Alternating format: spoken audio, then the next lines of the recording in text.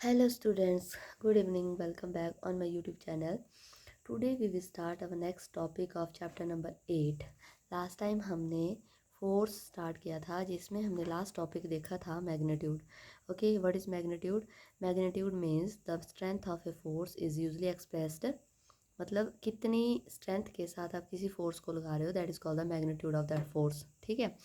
अब नेक्स्ट है force can change the state of motion. मतलब अगर आप फोर्स लगाते हो तो उससे किसी भी ऑब्जेक्ट की स्टेट जो है उसका जो मोशन की जो स्टेट है उसको चेंज किया जा सकता है. ठीक है. तो कैसे किया जा सकता है, तो चलो स्टार्ट करते हैं. Let us now find out what happen when a force act on an object. तो अगर किसी ऑब्जेक्ट के ऊपर फोर्स लगती है ना तो क्या होता है. तो एक्टिविटी 8.3 है, take a rubber ball and place it on a level surface such as a table top और the concrete floor. Now gently push the ball along the level surface. Does the ball begin to move? Push the ball again while it is still moving. Is there any change in its speed? Does it increase or decrease? आपने जो है एक रबड़ की ball लेनी है और आपने उसको एक लेवल सरफेस के ऊपर रखना है, या टेबल के ऊपर रख दो या फिर कंक्रीट फ्लोर के ऊपर रख दो. फिर आपने क्या करना है, जेंटली पुश करना है उस बॉल को. ठीक है. क्या जो बॉल है वो फिर वो मूव हो रही है? Push the ball again. फिर से आपने उसको जो है पुश करना है तो आप देखोगे कि वो स्टिल मूव कर रही है. Is there any change in speed? क्या इसकी जो स्पीड है उसमें कोई चेंज आ रहा है, इंक्रीज़ हो रही है या डिक्रीज़ हो रही है. Next place your palm in front of the moving ball. तो अब क्या करना है, जैसे आपकी जो बॉल है वो मूव कर रही है, अब आपने उसके सामने जो है हाथ लगा देना, अपना हथेली लगा देनी है. Remove your palm as soon as the moving ball touches. जैसे ही वो टच करती है ना आपके हाथ को, तो वैसे आपने अपना हाथ हटा देना है. Does your palm apply a force on the ball? What happens to the speed of the ball now? तो क्या जो आपकी हथेली है उसका उस बॉल के ऊपर कोई इफ़ेक्ट पड़ रहा है? क्या होता है अगर स्पीड है जो बॉल की, अब उसमें क्या चेंजेस आ रहे हैं? डज इट इंक्रीज और decrease? What would happen if you let your palm hold the ball moving ball? तो क्या होता है जब आप मूविंग बॉल को टच करते हैं? तो आपने क्रिकेट खेला होगा, तब आपने देखा होगा जैसे आप कैच पकड़ते हैं तो उस टाइम क्या कौन सी फोर्स लगती है. ठीक है. तो देखो, you might recall similar situation for example while taking a penalty kick in football. तो जैसे पेनल्टी किक लेते हैं ना फुटबॉल में, player apply a force on the ball. तो प्लेयर क्या करता है, फोर्स अप्लाई करता है बॉल के ऊपर. Before being hit the ball was at the rest and so its speed was zero. तो जैसे ना जैसे उसको हिट किया, ठीक है, तो वो जो है रेस्ट पोजीशन के ऊपर, मतलब उसकी जो स्पीड है वो जीरो आ जाती है. The applied force make the ball move toward the goal. तो जो पीछे से फोर्स लगी थी वो क्या कर रही थी, उस ऑब्जेक्ट को, जो उस बॉल को गोल की तरफ ले जा रही थी. Suppose the goal keeper dives और jump up to save the goal. मान लो जो दूसरी साइड का जो प्लेयर है, वो गोल कीपर जो है ना, वो जंप करता है, वो गोल होने से बचा रहा है. By this action the goal keeper tries to apply force on the moving ball. अब वो क्या कर रहा है, अपोजिट फोर्स लगाएगा, क्योंकि वो चाहता है कि वो बॉल वहाँ तक ना पहुँचे ना. And the force applied by him can stop और defect the ball, saving the goal become being scored. If the goalkeeper succeed in stopping the ball, its speed decreases to zero. अगर मान लो जो दूसरी अपोजिट डायरेक्शन का goalkeeper है, अगर वो सक्सीड हो जाता है उसको स्टॉप करने में, तो जो बॉल है वो उसकी जो स्पीड है वो घट जाती है और जीरो हो जाती है. ठीक है. These observations suggest that a force applied on object may change its speed. तो ये जो ऑब्जर्वेशन है ये हमारे को बताती है कि जो फोर्स अप्लाइड की होती है किसी भी ऑब्जेक्ट के ऊपर, उसकी वजह से किसी ऑब्जेक्ट की जो स्पीड है वो चेंज होती है. ठीक है. If the force applied on the object in the direction of its motion is speed of the direction object is increase. मान लो कोई ऑब्जेक्ट आपका लेफ्ट टू राइट जा रहा है और आपने उसी डायरेक्शन में उसको जो फोर्स लगा दी, तो आप देखोगे कि जो ऑब्जेक्ट है वो और स्पीड के साथ जाएगा, मतलब उसकी जो स्पीड है वो इंक्रीज होगी. If the force is applied on the direction opposite to direction of motion then it's result in the decrease in the speed of object. मान लो ऑब्जेक्ट जो है लेफ्ट टू राइट जा रहा है, आपने राइट टू लेफ्ट जो है फोर्स लगाई, ठीक है, तो क्या होगा, उसको वो स्टॉप कर जाएगी, क्योंकि आपने जो फोर्स है वो अपोजिट डायरेक्शन में लगा दी है.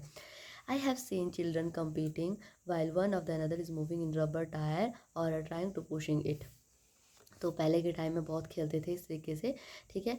रबर टायर लेते थे और एक स्टिक की हेल्प से उसको आगे की तरफ मूव करवाते थे. I now understand by speed of the tyre increases when ever it is pushed.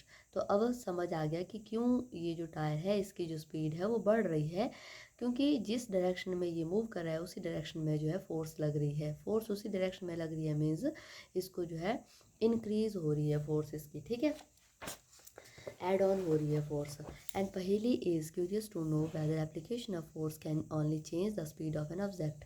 तो पहेली अब क्यूरियस है ये जानने के लिए कि जो हम अप्लाई कर रहे हैं फोर्स, ठीक है, वो change the speed of an object. तो क्या सिर्फ स्पीड को चेंज, ऑब्जेक्ट की जो स्पीड है उसको चेंज करता है? तो चलो देखते हैं।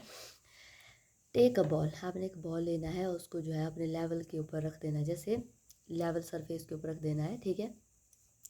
Make the ball move by giving the push, और आपने इस तरीके से उसको रखना है कि जैसे आपको धीरे से पुश करते तो बॉल जो है मूव होनी चाहिए। Now place a rubber on its path है शोन इन फिगर। अब आपने क्या करना है, रूलर, आपने एक रूलर लेना, मतलब आपने एक स्केल ले लिया, ठीक है, रूलर जो आपका मेटल का बना होता है ना उसको ले लिया, उसके बिल्कुल पाथ में जो रास्ता है जिस साइड को वो बॉल जाएगी उसी डायरेक्शन में उसके बीच में लगा देना उसको, ठीक है।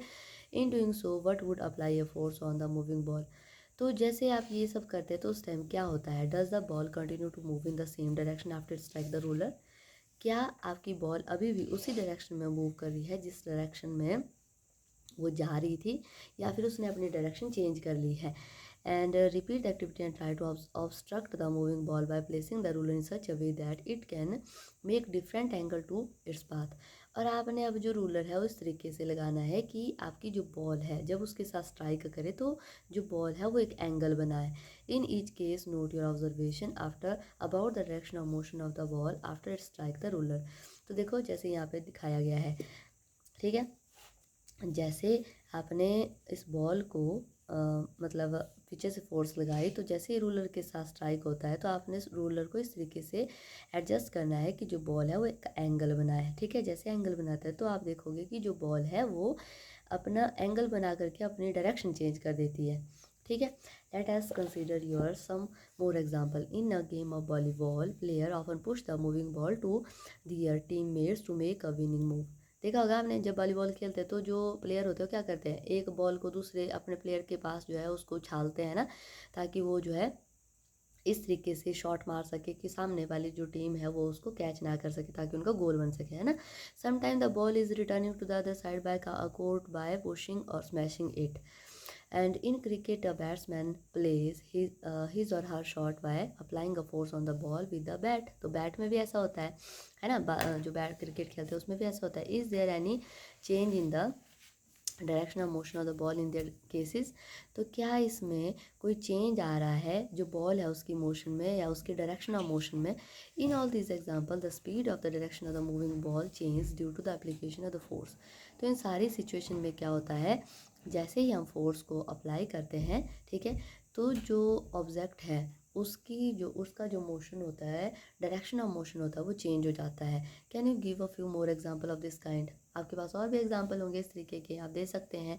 अ change in the speed of an object in direction of motion और both is describe as a change in the state of motion.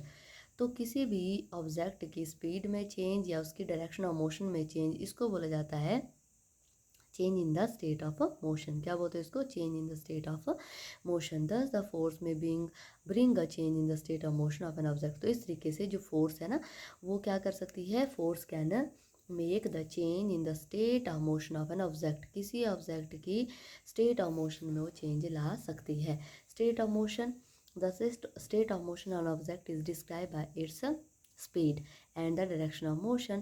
The state of rest of considered to be the state of zero speed. तो state of motion को हम बोल सकते हैं जब कोई object आपका बिल्कुल रेस्ट के ऊपर होगा ना तो उसको बोलेंगे जीरो स्पीड। एन ऑब्जेक्ट में बी एट रेस्ट और in this motion both is a state of. अगर कोई ऑब्जेक्ट आपका बिल्कुल रुका हुआ है या फिर चल रहा है तो दोनों ये जो है स्टेट ऑफ मोशन है, ठीक है। Does it mean that the application of the force would always result in the change in the state of motion of object? Let us find out. तो क्या जो एप्लीकेशन ऑफ फोर्स है, मतलब आप जो फोर्स अप्लाई कर रहे हैं उसकी वजह से किसी ऑब्जेक्ट की जो स्टेट ऑफ मोशन है उसमें चेंज आ रहा है? ऑब्वियस है आ रहा है। अभी तक हमने जितने एग्जांपल पढ़े उसमें देखा हमने कि हम जो है जब भी कोई फोर्स लगा रहे हैं किसी मूविंग ऑब्जेक्ट के ऊपर या रनिंग ऑब्जेक्ट के ऊपर तो उसकी जो स्टेट ऑफ मोशन है वो चेंज होता है, ठीक है।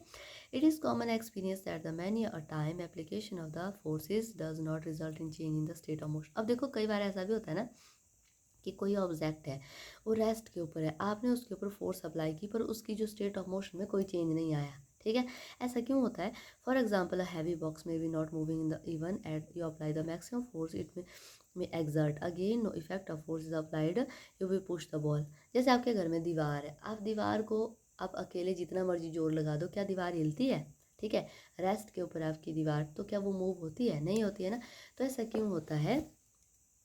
क्योंकि इसमें पहले आपने जो है लाइट के बारे में पढ़ा होगा, उसमें भी ऐसा होता है, जितना आपका ऑब्जेक्ट का वेट है उससे आपका जो फोर्स है वो ज़्यादा लगनी चाहिए, तभी आपका ऑब्जेक्ट जो है मूव हो सकता है। ठीक है। नेक्स्ट है, forces can change the shape of the object. अब देखो, फोर्सेस जो है वो किसी ऑब्जेक्ट की शेप को भी चेंज कर सकता है। Activity 8.5, some situation have been given in column 1 of table 8.2। तो आपने टेबल पीछे 8.2 में आपने कुछ सिचुएशन देखी थी हमने, ठीक है। तो वो जो ऑब्जेक्ट थे ना, सारे फ्री टू मूव थे, मतलब जैसे हम उसको थोड़ा सा फोर्स लगा रहे तो वो मूव कर रहे हैं। कॉलम 2 में जो टेबल है, suggest that manner in which force you can applied in object that while column 3 is shown in the diagram of the action and try to observe the effect of the force in a may be situation और possible. You may also add the similar situation using the available material of the environment। note the observation in column 4 and 5 of table। तो देखो, जैसे यहाँ पे दिया हुआ है, तो इसमें डिस्क्राइब किया गया है, जैसे लंप ऑफ डो है, आटा गूंदते हैं ना, तो उसमें कौन सी फोर्स अप्लाई करें, डायग्राम भी दी है, एक्शन बताना है आपने, क्या उससे स्टेट ऑफ मोशन में चेंज आ रहा है, शेप चेंज हो रहा है। तो देखो, अगर आप डो को गूंदते हैं तो आप देखते हैं कि स्टेट ऑफ मोशन में जो है वो, जब आप उसको मतलब उसमें आप प्रेस कर रहे हो उसको, ठीक है, तो उस टाइम तो वो हिल रहा है, ठीक है, मतलब मूव कर रहा है इधर उधर, पर जो एक्शन शेप जो है उसकी क्या हो रही है, चेंज हो रही है। ठीक है। And next, spring fix to the seat of the bicycle. अब साइकिल चलाते हैं आप, है ना, उसकी सीट के ऊपर स्प्रिंग होते हैं, तो जब आप उसको मूव करते हैं, जब आप साइकिल को चलाते हैं ना, तो आप देखते होंगे कि जो स्प्रिंग होते हैं वो ऊपर नीचे जाते हैं। ठीक है। तो स्टेट ऑफ मोशन, अब साइकिल जो है एक जगह पे थी दूसरी जगह पे चल जाएगी, तो वो भी मोशन में आएगी और इसकी जो शेप है वो भी चेंज हो जाएगी। ठीक है, जब वो मूव करते हैं इस तरीके से। एंड रबर बैंड, जब आप रबर बैंड को इस तरीके से मूव कराते तो इसका जो है शेप चेंज होती है, तो स्टेट ऑफ मोशन इसका चेंज नहीं हो सकता। क्यों नहीं हो सकता? क्योंकि ये जो है स्टेट ऑफ मोशन में ये रन थोड़ा ना करेगा, जैसे एक जगह पर था वहीं पर जाएगा। एंड द प्लास्टिक और द मेटा स्केल, अब प्लास्टिक और मेटा स्केल है, आपने जो है इसके ऊपर जो है एक ईंट रख दी, उसकी वजह से जो आपका मेटा स्केल था वो क्या हो गया, उसका शेप चेंज हो गया। ठीक है, तो शेप उसका चेंज हो रहा है। ठीक है, तो ये है आपका ऑब्जेक्ट का, आप देख सकते हो कि कौन कौन से इफेक्ट इसमें आ रहे हैं। ठीक है। What do you conclude from the observation in table 8.2? What happen when you apply a force on the inflated balloon by pressing it between your palm?